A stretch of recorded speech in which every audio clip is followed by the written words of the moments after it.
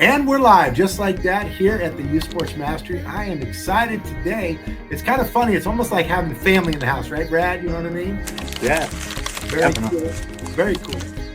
For those who don't know, this is Brad McAlear. He is a Oakland County franchisee of the National Camp Athletics today. And if it feels a little bit like we're family, well, we are family. That's kind of how it goes when you're part of the National Academy Athletics brand. Today, we're going to be digging in, talking about everything youth sports, as we always do on the Youth Sports Mastery. And we're going to dig in a lot more, and I'll let Brad introduce himself in a minute. But before we do, Craig, do you mind if the team could run these spots? I think these are awesome talking about. By the way, over 200 shows have happened on the Daily Parks and Rec show. This thing is booming, and it's been exciting, and I'm so grateful for all of the feedback that everybody's been chiming in and bringing into everybody. Keep those things coming. Go for it, Craig. From a simple mic in a rec center to a full-scale media company for the people who power our parks. 200 real stories, 5 original shows, and more to come, with one powerful mission: to lift up the voices of parks and rec professionals across the country. From maintenance crews and young interns and youths who love sports, to directors and public servants making a difference. We've built a platform that honors the unsung heroes behind every clean trail, every weekend tournament, every safe, welcoming park. This milestone isn't just about the content, it's about the people, the passion, the purpose. To every guest, listener, and supporter, thank you. The next chapter starts today. This is DPRS Media Co.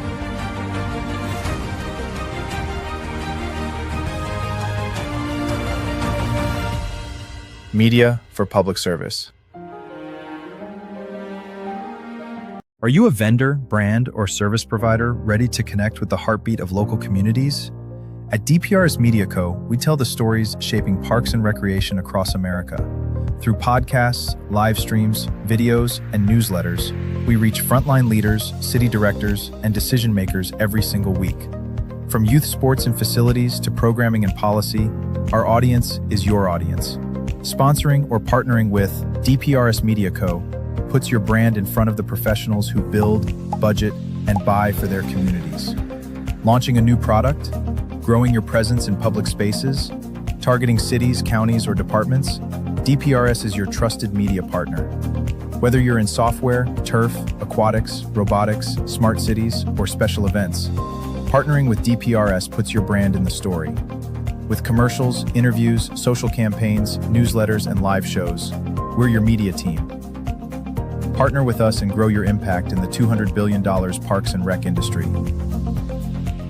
DPRS Media Co. Stories that move parks and rec forward. Your audience is here.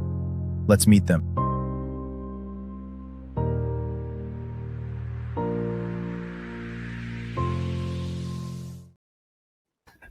Man, every time I see those, it just kind of really feels like this is the real deal, man. We're making it happen. I am so grateful to Craig and the entire team for all the support and everything they do. And it's great every time we get a chance to get out here and make things happen. So let's dive right in. You know, we like to talk about everything youth sports. This is the Youth Sports Mastery, where we love to talk, teach, and play. Today, we're going to actually get to dig in to a lot of a journey of somebody that's not only been able to do it as a child, but then grow up and play a little bit as we talk about it, and then do it as a parent, and now do it as business. So you want to talk about a full range. Let's talk about Brad McAlear. Brad, welcome.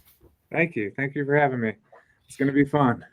Always fun to have a conversation with you. So let's break it down real quick. First of all, again, so everybody knows, Brad is with the National Academy of Athletics, and you are the franchisee, owner, and territory manager of all of the Oakland County, Michigan. So tell me a little bit about, before we talk about where we're going and what you're doing now, let's talk a little bit about your background, because I think it's important everybody understands of kind of how everybody gets into this space. You're a recreation professional, but you don't work for Parks and Rec. You partner with them, right? So tell me about your journey as a child, and did you play sports? I know, but let's let them know what's happening. Talk to me. Yeah, I was big into sports growing up.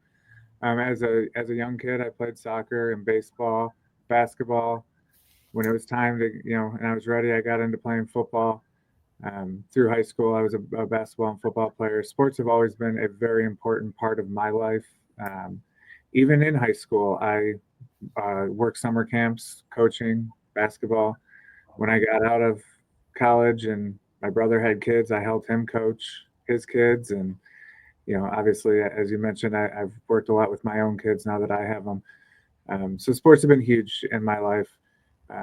So after that, after the journey with sports, going to college, I got into business, spent 17 years in the corporate world.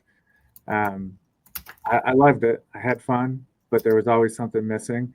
So I made a career change, trying to do something different. Still, something was missing. And I kept looking back at what was missing, and it was sports. It was being involved with either coaching or just helping that next generation get that same love of sports and playing that I had as a kid. Yeah. It's great that, it's funny because all those life lessons we learned when we were kids, right? Yeah. And going through it. Talk a little bit. I know we've talked about it, but just to share a little bit, what are some of the lessons that you learned as a kid that you want kids now to learn, like your kids? Like, what do you want your kids to learn a little bit? The biggest thing for me was confidence, but obviously there's a whole lot more. Just working with a team. When I did get into the business world, I already had that ability to work with somebody else and to, give an idea and accept their idea and meet somewhere in the middle. Resiliency, and then a huge one, and I know they've probably heard it a lot from you, but learning how to fail. You're not going to make every shot. You're not going to make every pass or be a perfect pass. So learning how to understand why it happened, Yeah. and then move on, try it again, and do better the next time. Yeah. It's funny, Joe Montana, you got him on your wall back there and I've got him back here. It's fail fast, fail forward, right? It's how quickly can they learn from their mistakes? My mom used to tell me all the time, which used to drive me nuts, by the way. She never judged me, but she'd always go, okay, honey, what's the lesson? And at some point, tell me the lesson, Mom. I don't want to figure it out. You tell me, right? But that's part of the deal. That's part of it for them to figure out. You want your kids to be able to do that, right? Well, I think, I saw this quick video actually this morning of a coach talking to parents. And he said, every time you're on the sidelines yelling, shoot the ball, pass the ball, dribble to your right, go to your left, you're cheating your kid out of learning how to make his own decisions. You're telling him what to do instead of him or her, obviously, processing it in their mind and realizing, okay, now's the time to shoot. Now's the time to pass. Yeah. So I think that was awesome of your mom, actually, to make you learn the lesson and not just tell you. Oh, I think her all the time. But the other part about that, and it's such a great message, and I saw the video as well, which is it's so great because you're right. But the other one is just think about if you're coaching a kid and then the ball's hit to right field and the dad or mom thinks that their kid can throw it all the way home, but you've taught them hit the cutoff. And then they're screaming at their child to throw it home. And now that child has to make a decision between the coach who's supposed to know what's going on and the parent that feeds them. That's a rough spot to put them in, right? Oh, absolutely. Absolutely. Yeah. And it goes back to that learning how to fail. If they make their own decision to throw it home and they can't get it there and the run comes through, well, then learn that next time you hit the cutoff, man. Yeah. Working with Coach, I remember Coach Wooden used to say that you teach during practice and you adjust during games, right? And it's funny because I watch a lot of youth sports and I see them trying to do all of it in the middle of the game. Can you imagine during your job? Let's say you're a surgeon. I'm screaming at you, come on, get it quick. You'd be insane, right? Yeah. Bus drivers would have accidents. It would be no Definitely. Let's dig into the business. I know we talked a little bit about the kids and it is about the kids, but let's talk about the business side for a second. What inspired you? I know your story, but I think it's important everybody kind of get what inspired you to get involved with the youth sports industry as a whole? And then what was some of the deciding factors that made you go, you know what? Let's dive into the whole thing of National Cav Athletics and talk about your path. Well, two things inspired me. One was my own experience with sports, everything that it gave me. Earlier I mentioned confidence, and a moment in my past immediately popped into my head where we were in basketball, and we were all lined up in front of the parents in the stands, and we had John Lucas, former NBA player from a long time ago, was actually there, and he was observing, and he came up after, and he's like, you never once lifted your head up and looked. You had your head down the whole time, looking down, and that just spoke to me so much in that moment in time. And every other time I was out there, whether it be in sports or in the classroom, public speaking, it was get your head up, look at the audience, don't look down, you know, tell them that you have the confidence you can be here. So those things, those life skills that I learned was a big part of me getting into this and telling me, the next generation needs to learn that. They need to have that because we talk about it all the time. Obviously, we're not just teaching sports, we're teaching them things they're going to use in everyday life. The second part of it was, getting to work with my own kids. So I started as a youth volunteer or a parent volunteer coach, and it was so I could work with my kids. So I could, for one, I obviously spend more time with them, but for two, help them understand what they were learning and that. And then I started seeing all these other kids that were learning from me and so happy and so excited. And, I coached multiple sports, but a big one I coached was soccer. And, a kid would score a goal and I'm sprinting from this end of the field. They're sprinting from this end of the field and they're jumping up, giving me a high five. And then, that right there, just being able to teach a child something and then watch them use it and just see the satisfaction and enjoyment and joy on their face told me this is where I was meant to be. This is what I'm meant to be doing. Yeah. So as I mentioned, I made a career change before I made this career change. And at that time, it hit me, I need to get into youth sports. I need to figure out how I can get into that. So I started looking, and from the moment I found National Academy of Athletics, it jumped off the page for me.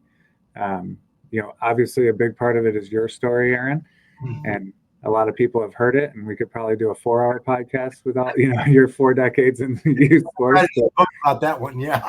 But that was a big part of it, but also everything that you've built with your team and everybody that's there on a day-to-day basis, helping out. Obviously I learned that further into the process. So if we take a step back to when I found it, it was your story that I read on the website. And it was also the fact that we offer, I can say we now, right? Yeah, we offer so many different sports. Yeah. I looked at others that were a single sport. And, in the world of sports specialization right now, I didn't want to do that. Yeah. So and then the biggest, or one of the other biggest things to me was that we provide the coaches. I'm being a little biased and, going to pat myself on the back, but I feel like as a parent volunteer coach, I was in it for the right reason. Yeah. But I ran into a lot of people that weren't. You get those emails and it's, if no one volunteers, we can't have a team. We don't have a team, and somebody just steps in to do it. Right. And I felt like, I admire them for trying, but they're not giving it the right approach. So the fact that we can bring kids into our camps, our clubs, provide the coaches, provide the curriculum, and give those kids an outlet to play and just experience the sport and see if they like it. I mean, that right there sold me on this. And then obviously, as I went down the path, everything I experienced with you, your team, coming out to California, that just all sold it even more and more and more. And it was the Jeep ride, I know. Right? Yeah, it was the Jeep ride. Yeah, the Golden Gate Bridge. Yeah, man, it's a big seller right there. So those that don't know, I'm blessed to have a Jeep and live by the Golden Gate Bridge, so it's kind of a fun thing to go out there and do. It's an inside joke, but anyways, all right. So back to this. So you leave your career because it's really interesting right now. There's a lot of people out there that are doing jobs that they're not excited to get up and go to work every day. Right. And you're one of the people that text me in the morning, and thank you because you're 3 hours ahead. I appreciate that. You gotta give you an alarm call, all right? but I love the fact that you're having joy, and don't get me wrong, it's a job, right? What you do is a job, but you're having joy. What is some of your favorite parts about what you're doing? Being able to impact the community, being able to show up at one of our camps, clubs, clinics, whatever it will be, and just seeing the kids playing, seeing them enjoying it, having fun. Because, everybody wants to win and lose, right? Yeah. But to a 6-year-old, a 7-year-old, an 8-year-old, Yeah. they just want to have fun. They Yeah. want to enjoy it. They want to experience the sport. Yes, there are some competitive ones that want to win. So, we do our little competitions and our small sided games so they can feel that side of it, because I do feel competition is important to an extent. But just seeing the joy on their face, and I get to play, I get to have fun, I get to be around other kids, make new friends, so that is huge part. I think I probably spend more time at our camps right now than I should. And it causes me to have to work late into the night and, after my kids go to bed. But it's too much fun to stay away and not be out there and see it. It kind of just sucks you in, and it's so much joy when you're doing it. You told me a story which I really want you to share, which was the kids that got excited, that were friends, and I think it was with one of your kids. Yeah, so my kids have been in our camps this summer on and off. And the first week that my daughter was in camp, she met two girls. They were sisters. One was her age, one was 2 years older. And within 10, 15 minutes, they had clicked. They're running around, they're playing. By the end of that first day, they're like, oh, she's my best friend. And my daughter's saying, that's my best friend. And then the next morning, I go to drop them off, and those girls' mom walks up, and she's like, all I heard this morning was, when do we get to see Olivia? When can we go see Olivia? So it just, they may never see each other again after this summer. I hope not, We'll try and get them together. But the memories that they made this summer together, they've been in a couple camps together, and it's so impactful.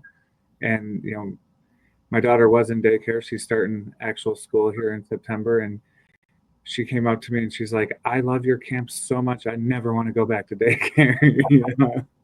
So it's huge, really. I mean, it's a memory for her, but it's also a building block. It's giving her the ability to learn how to make friends. Yeah. She's going into a brand new school in September, or actually August 26th. And probably won't know any kid in that school other than her two brothers, who are obviously older in different classes. Right. And now she's learned how to make new friends. Yeah. And how to walk up to somebody and another kid and start, spark up a conversation. So it's so important and so valuable. When you think about it, the pandemic, we all know it took a lot out of kids. It took a lot out of parents too, don't get me wrong, but it took a lot out of kids. And when I hear the stories you're talking about, it inspires me. We'll do close to 30,000 kids this summer in camp, so as a company. And you think about the impact that we get to have, and you're a part of that and being able to see that impact. But I love the fact that you get it on both ends, which is really cool. I mean, I'm grandpa now, right? So I've got my son and we got grandkids and my daughter. But it's interesting thinking about how you're in the thick of it and you're seeing it on a daily basis, right? So you not only are doing summer camps and programs, but you're involved year round, right? You're running programs and things that are coming up. I'm just thinking, out of the box here, you're also running programs in schools and with municipalities coming up, right? What's going on with that? So in the fall, we have after school programs coming. We'll do, it starts 10 minutes after school ends, and we run for an hour, give those parents time to finish up their work day, but also give the kids the ability to be active and run around after being at school. Yes, they have PE class, but that's such a small part of their day, and may not even be every day, especially like with my kids' school, it's once to twice a week. Right. So it gives them the ability to run around. And then even last school year when we did it, there were some kids that they didn't know each other, even though they were in the same school, and they became friends. And, it helped from that standpoint there too. So yeah, we'll do the after school programs. We'll do weekend clubs once a week for an hour to an hour and a half, 6 weeks. And then we've got some clinics coming up as well. So we've done preseason clinics for our local park and rec league. So they'll run a soccer league or a baseball league. We'll do a preseason clinic just to get the kids ready to hit the ground running.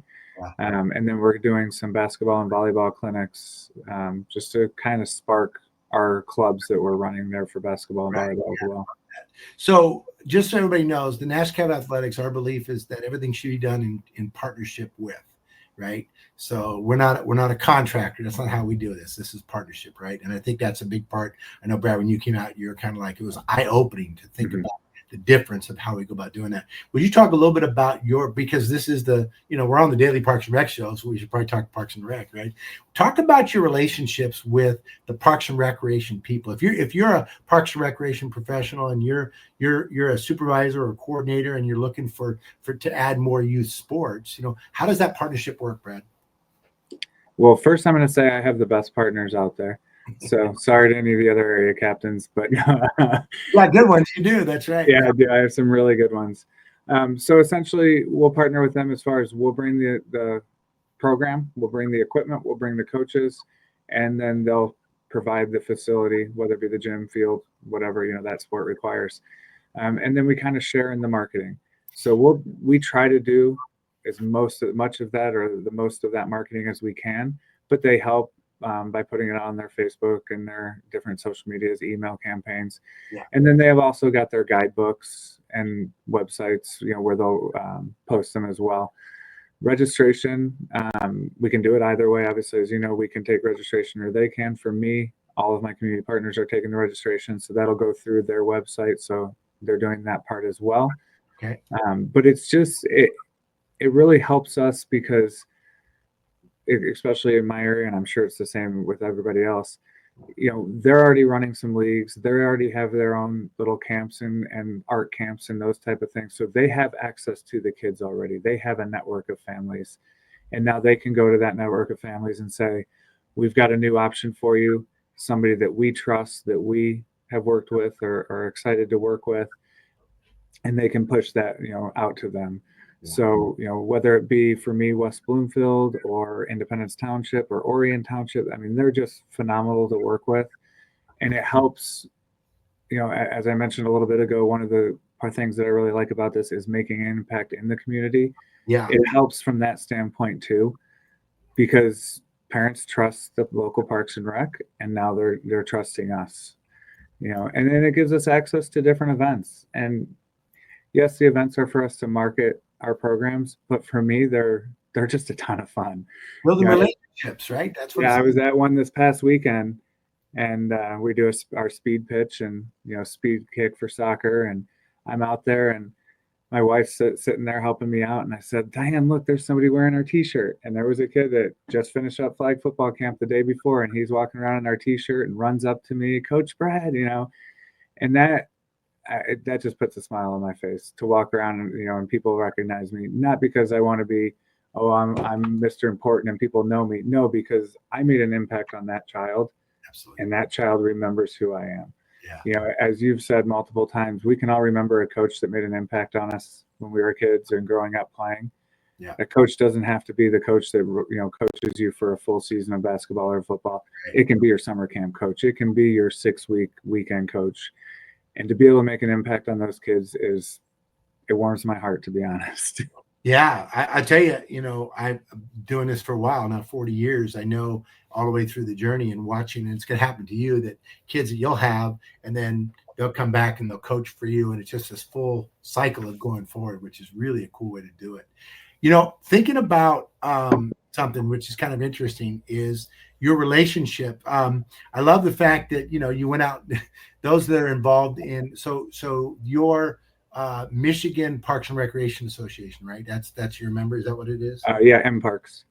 Okay. So I think it's funny because to be a part of the community, you got to participate. And I love the fact, whether it's Orion or the ones that I met, that they all love you and speak highly of you, which is great. But that's part of the relationship. But you went out and you played golf. I guess you go Top Golf and you got to hit some balls in the weather. What was the weather like when you did that?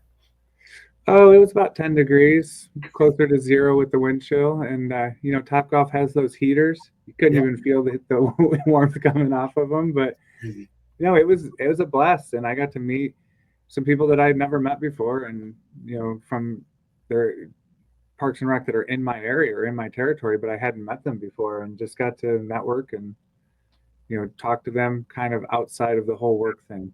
Right. You know, it's interesting. I don't know if enough people are members of, I'm members in several states, including parks, Michigan and Texas and California, et cetera. And, oh, by the way, the national NRPA. So if you're out there and you're a recreation professional, take a look at those organizations, because those connections, those that you build, it's funny. I watch someone that leaves one association or agency and then goes work for another, and the connections they build and the relationships they build and they ping as they move forward is helpful for us, but also helpful for them in the relationships, right? Definitely. Yeah. Yeah. So diving back in, you just finished summer, right? Yes. Summer's done. I think we're done. We got a week. We got a week left up here. A week left. Okay, my bad. You guys are still going. That's great. So what would you say is your biggest takeaway of yours from this summer, in terms of, let's start with the joy. Like, what was the rose from this summer? What was the rose from this summer? The rose was this, building on the story I told about my daughter making those friends. I saw that in every single camp I went to with different kids. Yeah. So that was really cool. That would be a big rose for me. It's funny because realistically, the mentality that it takes a village, right? Mm-hmm. And what you're building, it takes a village, and you're building that village, and that's really cool. And it feels like you said, when you go to the grocery store and someone comes up, it is the coolest feeling. You know what I mean? Especially when the parents are like, "Who is that? What's going on?" And you're like, "Oh." You get down on the level and say, "Yeah, I remember that," and that connection is just awesome. Oh yeah, we actually connected a family. So one of my coaches was working, and he had a camper, and the mom was like, "I kind of really know that name," and she started, of the mom of the camper, and she started like looking into it, and it turned out that camper was cousins with my coach. And so then they were, eating lunch together, and the kids asking them, "How are we related?" and all this. And it turned out the coach was telling me, "Oh, now we're probably going to get together and have a family barbecue." And, so we don't only connect kids, we'll connect families too. I love it. That's awesome. So let's talk about your coaches. You mentioned your coaches. So talk a little bit about your coaches, the training, what you put out there, because I do think it's important. And there's nothing wrong. Look, if you're a parent volunteer and you're going to put the time and energy in, I think it's important to do that. Absolutely. I will say, whether you use my coach's best friend or whatever, get some training so you understand what's going on out there. But talk about what you do with your staff and the training through the internet, what goes on through the National Academy of Athletics. Yeah, so it starts with, obviously, interviewing them and picking the right people. But once we get them onboarded, they'll go through the training that is provided from the home office, from your side. And it's not just training of like, here's how you pass the basketball, here's how you kick a soccer ball. It's the social and emotional side of it, and then getting all the way into first aid and anti-molestation and all the important things that come along with working with kids. Right. And it excuse me, I could not speak more highly on the training that is provided, but it's online. You can only get so much, sitting behind a computer screen. So beyond that, I get the coaches out working a program. Right now it's with me. We'll get to the point where I've got seasoned coaches, and then they'll become my leaders, and that's who they'll go work with. But it's get out, work a program, see how it works in person. Give them a little bit of rope. Let them take a group of kids and see how they do, and be within earshot, ready to step in and help or take over. But really set them up for success, because it's one thing to run a program that's 1 hour a week. It's another thing to run a 6-hour day camp or summer camp during the day. Yeah. You really have to make sure that not only did you hire the right person, did they put the investment in to go through the training and onboard in a timely fashion, but get them out there and see what they do in person with kids in front of them. I hate to say it, I don't want it to happen, but hopefully there is a kid that is shy and doesn't want to participate, and then see how they react to that, how they get that child to get in and get involved. One thing that I'm proud of is, obviously, doing this for so long and taking what I learned from Coach Wooden and Pat Riley and George Carl and Bernie Bickerstaff and all these others, Dusty Baker, blah, blah, blah, all those coaches, is our talk, teach, play system. Because then the curriculum and what we're delivering is so important, and it really works out. I found, watching guys like you, the area captains, and the new one down in Florida and what she's doing and the connections made in the communities. I'm just watching it flourish, and I'm seeing just amazing things happen with these kids, and I love it. We're gonna run up to a commercial spot here real quick, and when we get on the other side, I want to talk a little bit more specifically going back about the impact. I remember what it was like when my kids were involved with the camps that I ran, but I want to talk a little bit about what you're seeing specifically to your kids as we come through it. So, Craig, let's run that spot. When we get the other side, we're going to talk about being a parent with your kids in programs. Behind every thriving park, every safe playground, every event-ready field, there's a team working before sunrise and long after sunset. This is Facility Maintenance, the only show created for and by the unsung heroes of parks and recreation. Brought to you by DPRS Media Co., where real work gets real recognition. From restrooms to rec centers, HVAC to turf tech, we go beyond the job site into the heart of operations that keep our communities moving. Our mission? To elevate maintenance teams through stories, solutions, and shared experience. Our vision? A world where every facility crew is seen, valued, and fully supported. Each episode features operators, innovators, and leaders, sharing tools, tech, and tactics that make the impossible look easy. Facility maintenance isn't just a job, it's purpose, it's passion, and now it's a show. Facility Maintenance, where tools meet purpose, where work becomes legacy.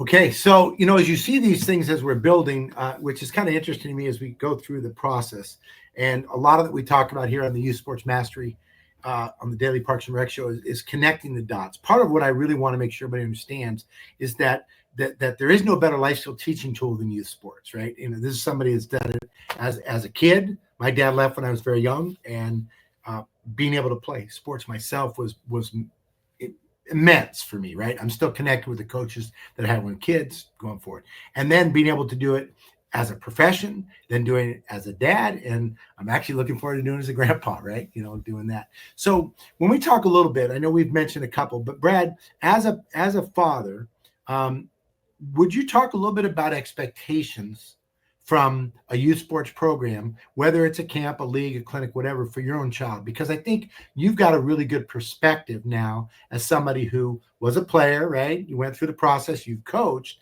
and now you look at this league and you're kind of going, well, wait a second, because, for us at the National Cap Athletics, what's really big to us and we really focus on is that it's kid approved, right? Mm-hmm. When we say kid approved, what does that mean, right? Well, to us, when we say kid approved, it doesn't mean just that they like it. It means that it's safe, it's fun, it's active, and they're learning, right? That whole package. So let's talk about expectations for a second, because let's be honest, some parents can be a challenge when it comes to leagues, camps, clinics, et cetera, are part of the deal. But let's talk about your perspective from you as a parent. Dig in a little bit. What are your expectations from a league or from a camp or clinic? What do you expect because of the experience that you want your kids to get out of this? Well, to start, I want them to learn. Do I want them to become the next Michael Jordan or Cristiano Ronaldo? No. I want them to learn something about the sport, something about playing the sport, so that they can decide, is this the sport I want to continue to learn about or continue to play and try to get better at? But beyond that, I look at the life skills.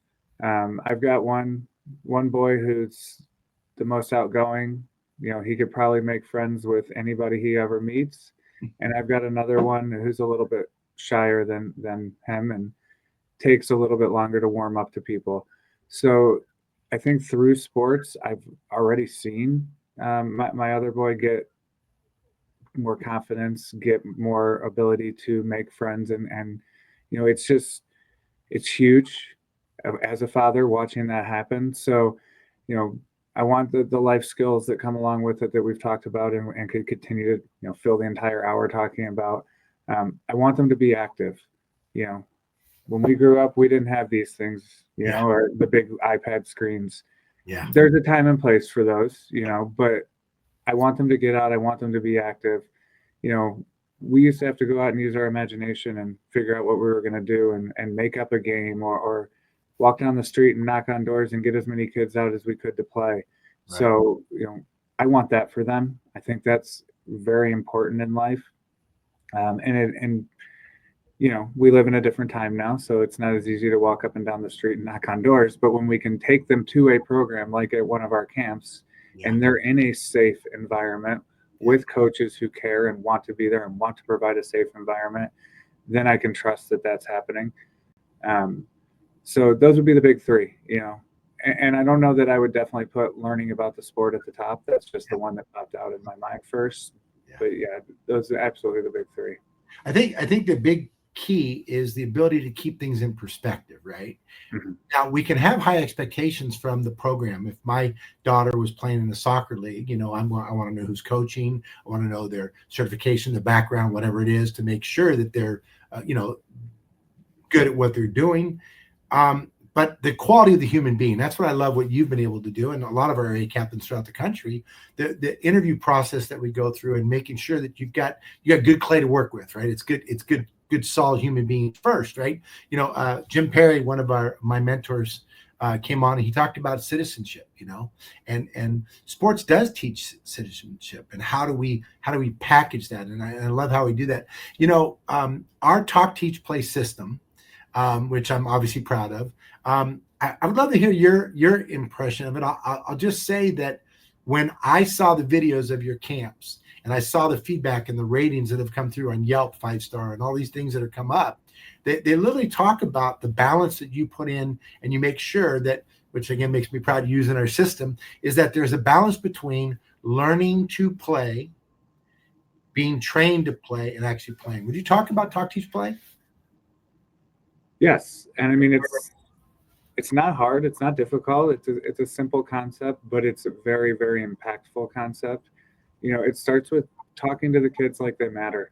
We're not yelling at them, we're not screaming at them. We're talking to them like they're a peer and they matter, and their opinion matters, and their feelings matter, and all of that. And then we're teaching them, again, not to be the next superstar. We're teaching them about the sport, what it takes, the basics, and then we're allowing them to play freely within the confines of, a few rules. You're not going to kick a soccer ball 30 yards out of bounds and be able to bring it back in. We're going to teach them with some confines, but allowing them to play freely, joyfully, and just have the ability to have fun. Yeah. Because let's be honest and let's be for real. If you're not getting joy and having fun out of the sport, you don't want to play it. You don't want to be there. Right. Yeah, you could win 100 games out of 100, but if it's not fun, then why am I even here? Yeah. So, we teach them that the game is fun, playing is fun, even that sometimes being competitive can be fun. Sure.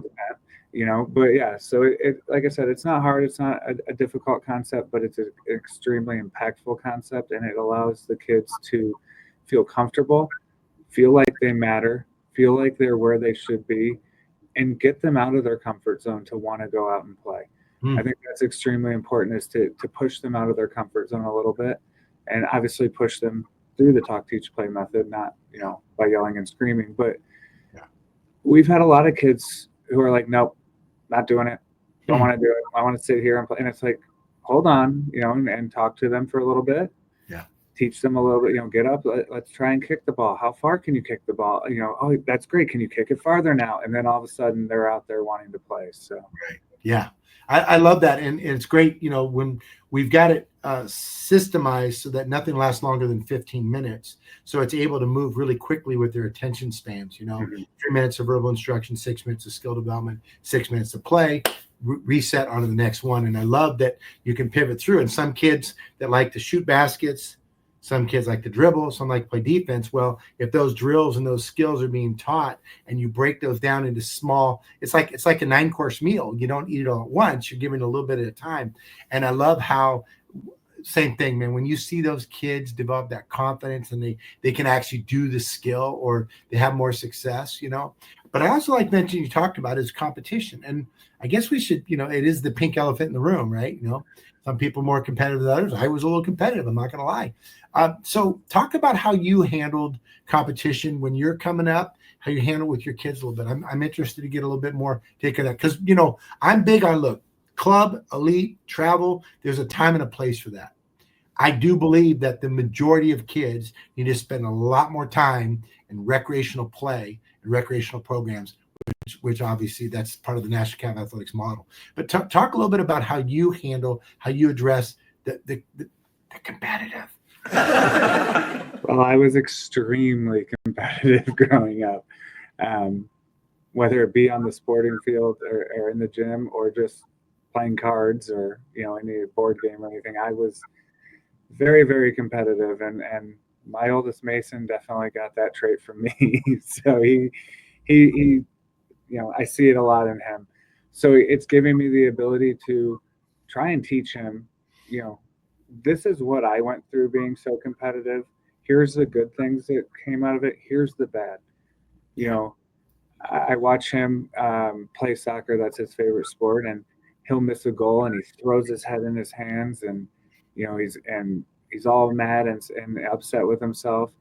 And then I let the game finish. Obviously, I don't yell at from the sidelines, but let the game finish and let him cool off after the game, and then have that conversation with him with like, hey, how many shots do the greats miss? How many shots do the average NBA or average soccer player miss? You're going to miss shots. What matters most is how we react to that. Yeah. Throwing your head in your hands, you're potentially going to allow that ball to come back out right by you, and someone's going to be gone, and you weren't in position to help your team. It's a team game. It's not an individual game. So, don't be so hard on yourself. Yeah. Just react to how can I approach it different next time. Because I don't want to tell them how can you be better next time, but how can you approach it different to potentially be able to score that goal.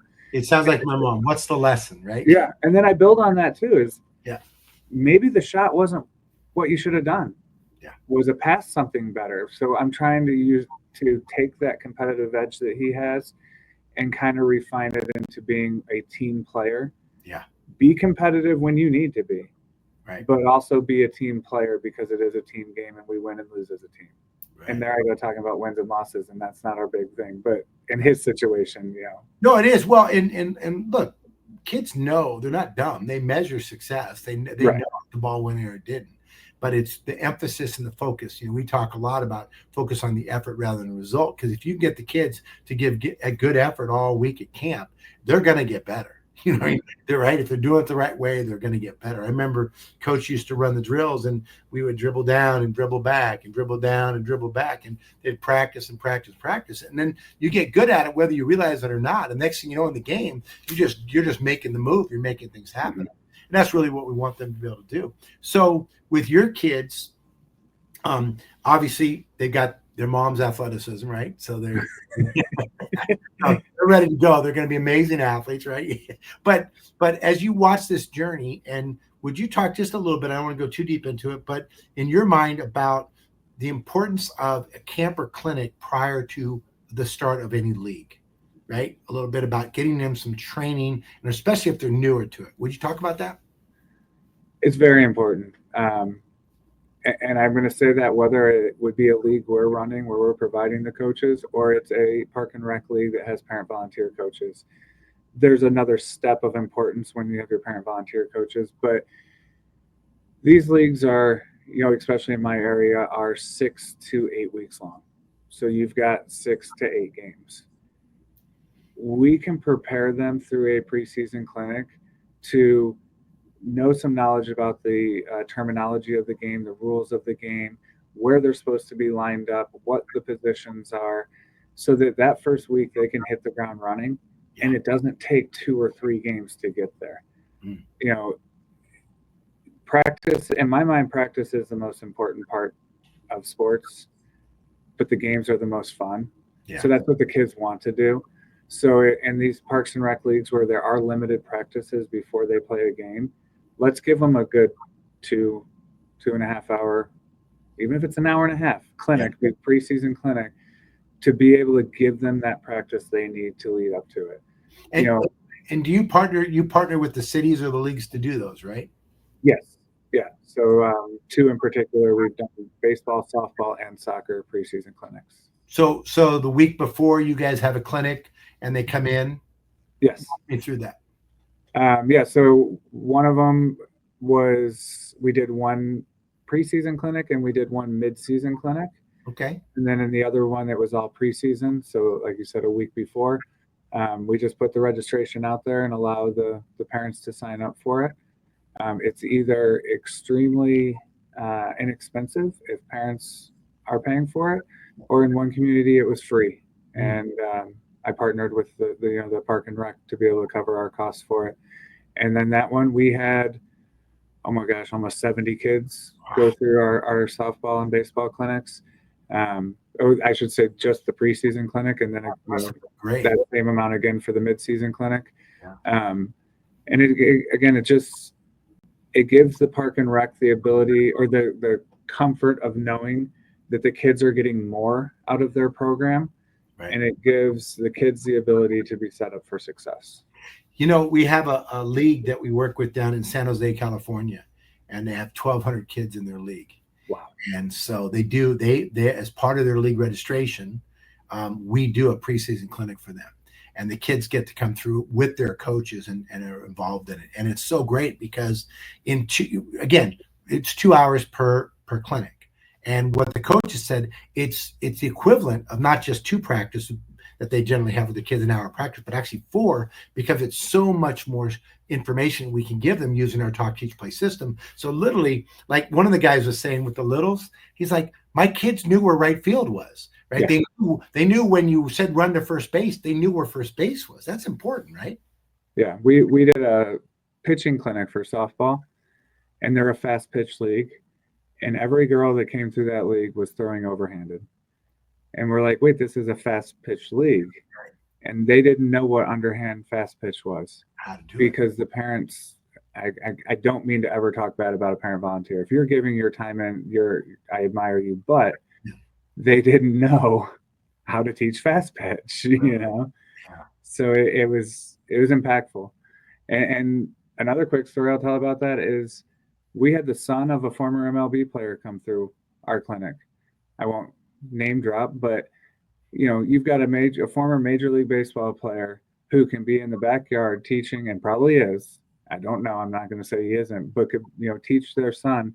And he's like, hey, here's this opportunity for him to learn from somebody else, get more direction, get more knowledge. And so it's very important, and I think it's going to be something that we grow up here and is going to be a big thing for us season to season.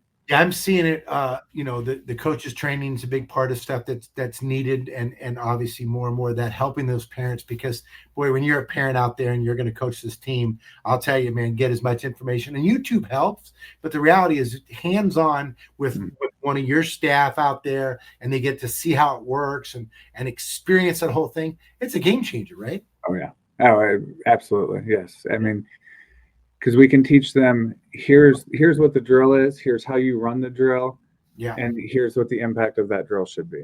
Yeah, and it also helps them because they're going to develop the confidence as their own coaching, right? Mm-hmm. To be able to feel, I feel comfortable doing that, right? Yes, definitely. Yeah. So when we shift into with the Parks and Rec again, I want to kind of stay in that lane as best we can. If a Parks and Recreation department has a basketball league, do they see you as a competitor when you come in and want to run basketball programs, or how does that work? No, they see us as a partner, and I'm going to stick to that partner because we're not a contractor. We are a true partner. Yeah. But no, they see us as that. For example, I do have one community partner who has, it gets cold here in Michigan in the winter, so basketball, we're always indoors. They have one very small gym right now. Luckily for that community, they're in the works of building 2 big gyms. Nice. But in that small gym, they run their own league. And we're already talking about, when these 2 new gyms come, what can we add to supplement your league? What can we add to make your league better, if that's what it takes? Or just be completely standalone on the side of your league. But they don't see us as a competitor. They see us as a benefit to have in their community. Yeah. It's funny because when I talk to Parks and Rec people, sometimes they come out and they're like, no, we got it covered. And you're like, you do. That's great. But we offer 12 different sports? I'm up to 14. 14. Well, yeah, okay, right, because we have futsal and we've got the tennis, Yeah, so, futsal and tennis. Yeah, that put us so up there. if you're offering that, not every Parks and Recreation can offer all of that. So would you say that the specialization ability that you have to bring in, if they don't have an expert in futsal, they don't have an expert, because it's pretty easy to find someone who knows basketball. It's pretty easy to find, right? Those. But what about the other ones, right? That's where you come in, right? Yeah, lacrosse is a big one. Um, you know, it's been a big sport in Michigan, but it's growing. And I've had interest. We've run a program. We're running more coming up in the fall. And that's one of their things is we don't have anybody who knows lacrosse. Well, I've got two former high school. One of them is a former college. He's a lacrosse coach on the side. I've got guys who know the game, know how to coach it. We'll come in and we'll do that for you. So yeah, the ability to do that is huge. We added volleyball to one of our community partners who they were trying for a while to find some volleyball, and I've got a current college volleyball player on staff, and she can come in and do a great job with that. So, Right. Yeah, like you said, the basketball, the soccer, that stuff, you can find people who do that. But some of our other sports, that may not even be an option already, but we're able to provide somebody who knows how to do it. Yeah, very cool. Craig with the Daily Parks and Rec Show has a leadership group it's really interesting listening to the talks. If you haven't had a chance to dig in, not just for you but everybody listening, it's really great. Just talking about leadership, and I'm big on leadership and where that comes from. Let's dig into you personally. We're gonna psychotherapy a little here. Tell me a little bit about you as a leader, in terms of how you've evolved and what have you learned through National Cav Athletics or that crazy guy that runs it or whatever. Like, give me some leadership. I think it's always interesting to think about how you've developed your leadership. Has it revealed it? Have you developed more? Are you strengthening what you've got? Talk about leadership a little bit. Well, I'll start with before I came here. I was big on there's a difference between a manager and a leader. A manager tells you what to do. A leader works alongside you. If you tell somebody that they have to go clean the toilets in the bathroom, you better be willing to go do that yourself and show them that you're invested and you have as much into this as they do. So I brought that mentality here with me. It's always going to be with me. It's ingrained in me. But in this current situation with the National Academy of Athletics, it's, I'll be right alongside you coaching. I'll be right alongside you through the good, the bad. I won't say the ugly because we haven't had the ugly yet, but if there is, if there is, we'll be there. But no, it's,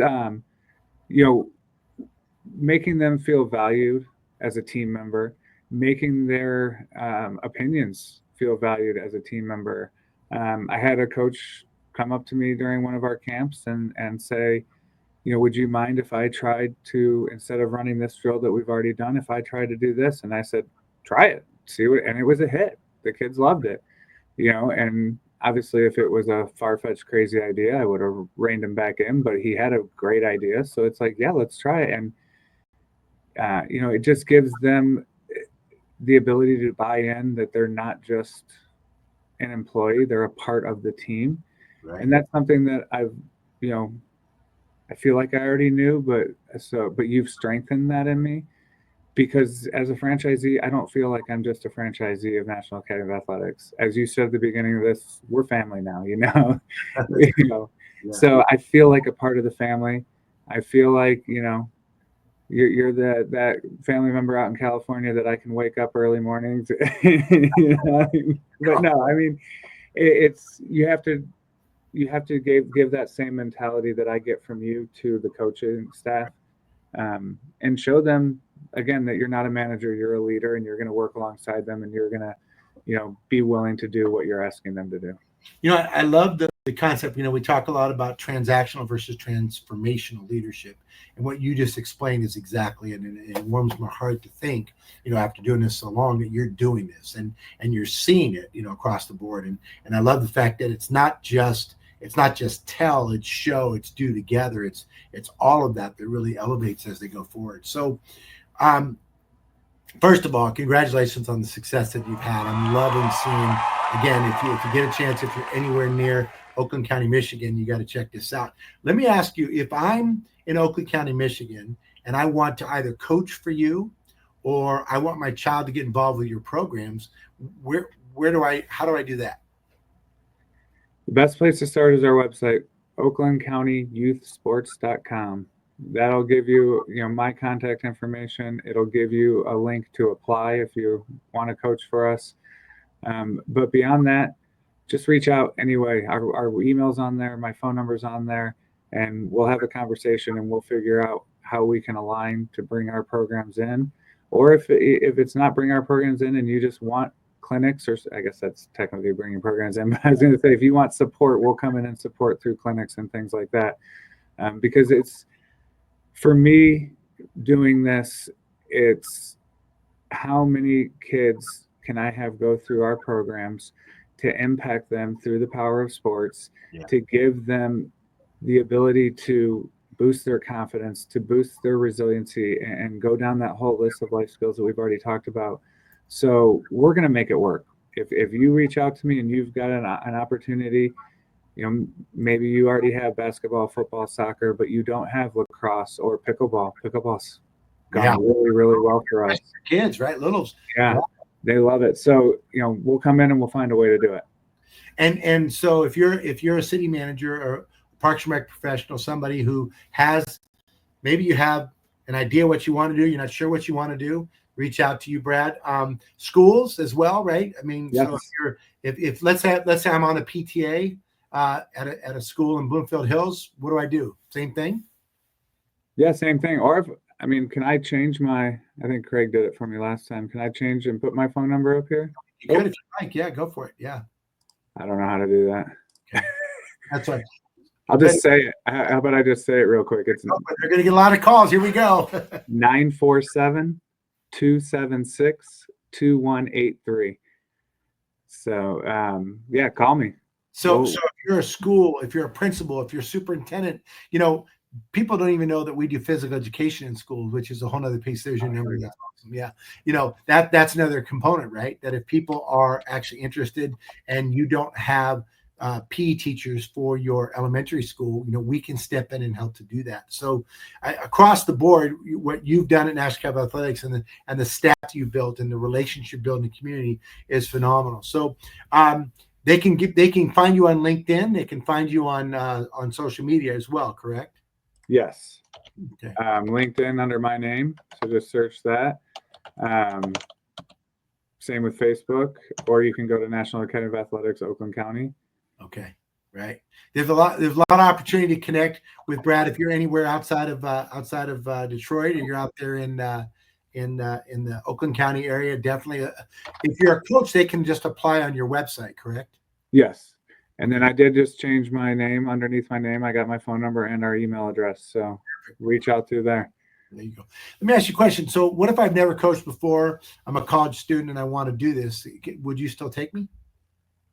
My two best coaches right now are college students who have never coached before. Wow. One of them, I think, has a little bit of it because he's a college soccer player.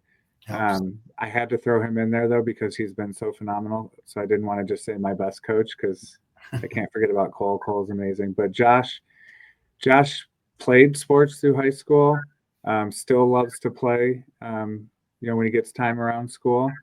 But he never really had extensive work with kids. He'd never coached before. And he has been absolutely unbelievable. I couldn't say anything bad about him. He's a true leader. He steps up when needed. He, takes charge when needed. So, yes, if is playing or is having coached before important, yes, to an extent. Is having worked with kids before important? Yes, to an extent. But somebody who's charismatic, outgoing, able to connect to multiple different people, no matter how old. So you include those kids, but also the parents. You got to connect with the parents sometimes too. Right. So those are very important qualities as well. If you haven't coached but you've played, we can make you a coach. Yeah.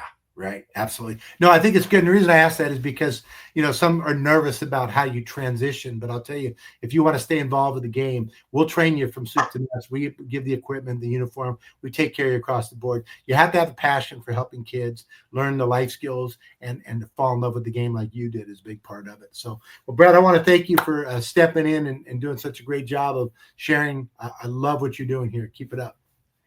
And I'm going to flip the script on you, Aaron. You asked me how people can get a hold of me.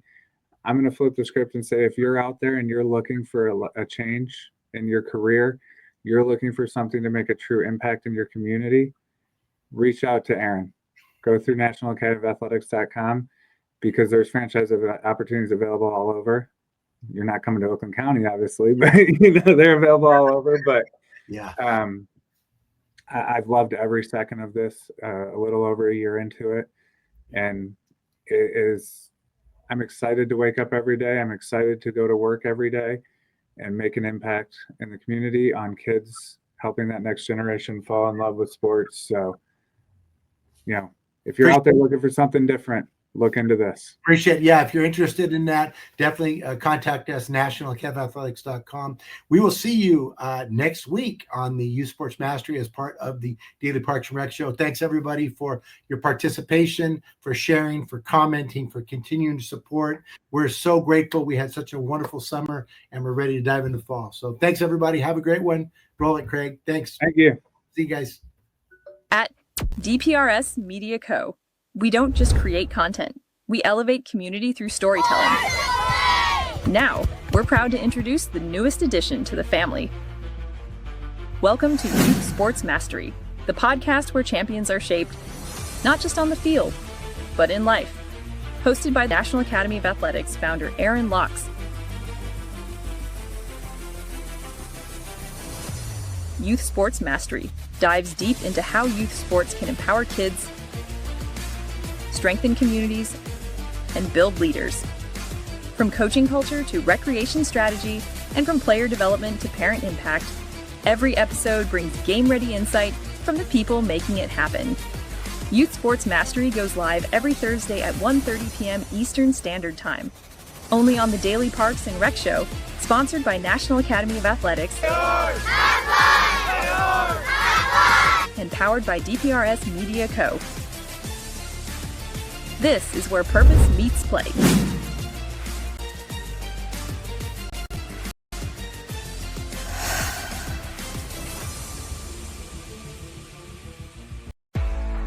Welcome to DPRS Media Co., the first media company built for the people behind the Parks and Rec community.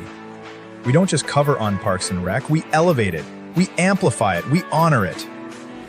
At the heart of everything we do is one mission: to serve the public servants, the professionals who design, maintain, and lead the parks that shape our communities. Under the Daily Parks and Rec Show, we produce 6 powerful platforms. Leadership in Parks and Rec, a spotlight on directors, superintendents, and visionaries shaping the future of public spaces. Facility maintenance, where the boots hit the ground, a deep dive into the systems, crews, and craftsmanship that keep our parks clean, safe, and beautiful. Young Professionals Network, shining a light on the next generation of Parks and Rec. Students, interns, and mentors sharing how we build a legacy together.